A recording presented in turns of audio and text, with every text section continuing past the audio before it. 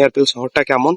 আর ইরাকে, বিশেষ করে ইরাকের কথা বলছি, এখন এখানে আসলে অনেক মেহনত করতে হয় যে আপনি আসসালামু আলাইকুম গাইস, আমি ইসরাইল ইরাক প্রতিস্থানে থাকি। আজকে আমি চলে এসেছি একটা কাজে, আমার মালিকের এক্সট্রা কাজ থাকে। দেখুন, এখানে আসলে অনেক মেহনত করতে হয় যে আপনি কাজ জানলে যে সেই কাজেই শুধু পাবেন এমনটা নয়।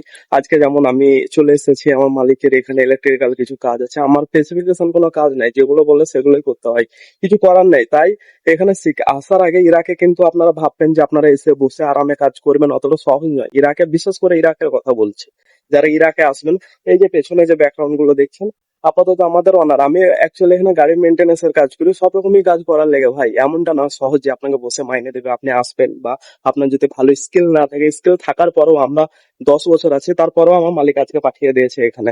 এখানে পাঠিয়ে দিয়েছে যে পেছনে কারেন্টে যেগুলো দেখছেন, এগুলো বেসিক, অ্যাকচুয়ালি এগুলো পরিষ্কার করা, তারপরে এই কারেন্টে ওয়ারিং এর কাজ আছে, এখানে কিছু মেকানিক্যাল আছে, তার সাথে হেল্পিং। ভিতরে আমি একটু ব্যাক ক্যামেরা করে আপনাদেরকে দেখাই। এই যে জিনিসগুলো দেখছেন, এগুলো তেমন কোনো কিছুই নেই। আমি এখন মোটামুটি এই যে নিচে এটা একটা গাড়ির শোরুম, উপরে দেখুন এয়ারটেল শহরটা কেমন। আর এই পেছন থেকে এখন আমাদের যেগুলো কাজ, এগুলোকে পরিষ্কার করা এবং এর ওয়ারিং এর কাজ আছে। আমার সাথে আরো এক দেশি ভাই আছে।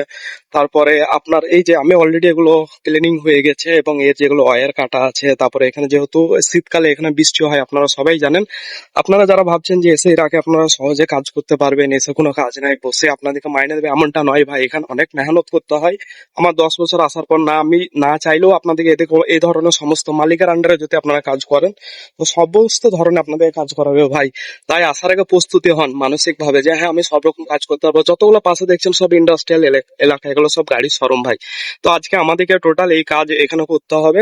এখন আমি একা এসেছি, দুজন আছে আর একজন, দুজন, এই টোটাল এই কাজ। এই যে এখন মানে জাস্ট আপনার এপ্রিল মাস, মে মাস পড়েছে, এই যে গরম, তারপরে এই ধরনের কাজ, নতুন যারা আসবেন ভাষা জানবেন না, আপনি ভাববেন যে না ভাই আমি কাজ করব না, সহজে মানে ইজিলি কাজ পেয়ে যাবো, বসে থেকে টাকা দেবে, এমনটা না। বিদেশ আসা মানে পুরোপুরি মেন্টালি আপনাদেরকে স্ট্রং হতে হবে এবং সব ধরনের কাজের করার ক্ষমতা রাখতে হবে।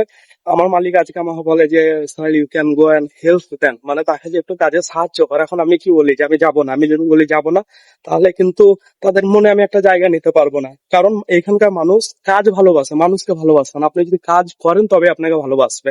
তো তেমনই আমি যদি আজকে অ্যাভয়েড করি, তো আমাকে এখন বলেছে যে সাহায্য করার জন্য। সাহায্য বলতে গেলে এসে তখন আমরা জেনারেল, ইরাকে আপনার স্কিল না থাকলে আপনাদেরকে এখানে লেবারি, হেল্পারি সব। আমি তো 10 বছরের কাজ করেছি, নিজের অভিজ্ঞতা। ইরাকে, সৌদি আরবে ছিলাম, আপনারা জানেন যারা বিস্তারিত আমার ভিডিও দেখেন।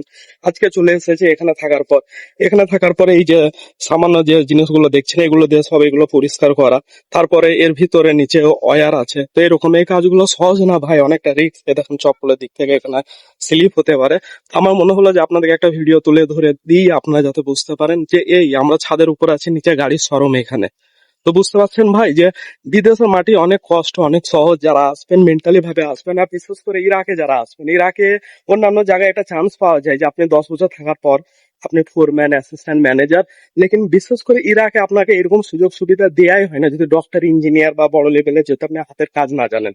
অ্যাজ এ জেনারেল হেল্পার উঠে চলে এসেছেন, তো আপনাকে সব ধরনেরই কাজ করাতে পারে যদি মালিকের আন্ডারে থাকেন। কোম্পানি আন্ডারে থাকলেও যদি কোনো কাজ থেকে বাড়ি তারা করাবে, তবে এটা বেশিরভাগ এরকম ধরনের। তাই যারা আসবেন মেন্টালি প্রস্তুতি থাকবেন। এই ভিডিওর মানে বোঝানো হয়েছে, আমার বোঝাতে চাইলাম যে এখানে আসার আগে আপনাদেরকে সব ধরনের কাজের জন্য প্রস্তুতি নিতে হবে। যা বলবে সেরকম ধরনের, আমি না চাইলে আমি যেতে না পারতাম। আমাকে এসে আজকে কি বলে, আমি অ্যাকচুয়ালি গাড়ি কোম্পানিতে কাজ করি, আমার মালিকেরও গাড়ির সরব, উপরে লোক হেল্পার আছে, তারা তাদের কজ করার জন্য আমাকে বলে যে you can go and help them little bit work, এরকম বলে দেয় যে কাজটা অল্প। লেকিন এখানে কাজ অল্প না, অনেক, এখানে সারাদিনই লেগে যাবে। এখন যদি বলি না নোংরা কাজ এগুলো করবো না, আমি কেন করবো এরকম থাকার পর, তখন তাদের মনে আমি জায়গা নিতে পারবো না। বেসিক যদি কোনো জিনিস করি, তো নতুন যখন আসবেন নতুন ভাইরা, চেষ্টা করবেন যে আপনারা হাতের কিছু শিখে আসুন। আর ইরাকি যারা লোকাল মানুষ থাকে, এখানকার মধ্যে অনেক রকম মানুষের ভাগ আছে। ইরাকি আছে, তুরুক মানে আছে, তুরুক মানে আছে, আপনাদের হয়তো বোঝালে বুঝতে পারবেন না। লেকিন যারা অরিজিনাল কুর্দি, তারা মোটামুটি তাদের মানসিকতা ভালো। বাকি লোকদের মানসিকতা তেমন একটা ভালো না, আমি এটার ব্যাপারে বলবো না, গাইডলাইন্স এর বাইরে চলে যাবে। তো ভাই আসলে সবকিছুই করতে হবে। তো ভিডিওটা ভালো লাগলে শেয়ার করে দেবেন নতুন যারা ইরাকে আসে তাদের জন্য।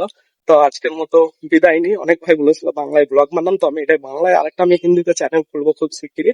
আরো যারা আছে সেটাতে ব্লগ শেয়ার করবো। তো সবাই ভালো সুস্থ থাকুন। মনে হলো একটা ভিডিও শেয়ার করি, আমারও কাজ আছে, কাজের মাঝে আছি, কাজ করতে হবে ভাই। তো সবাই ভালো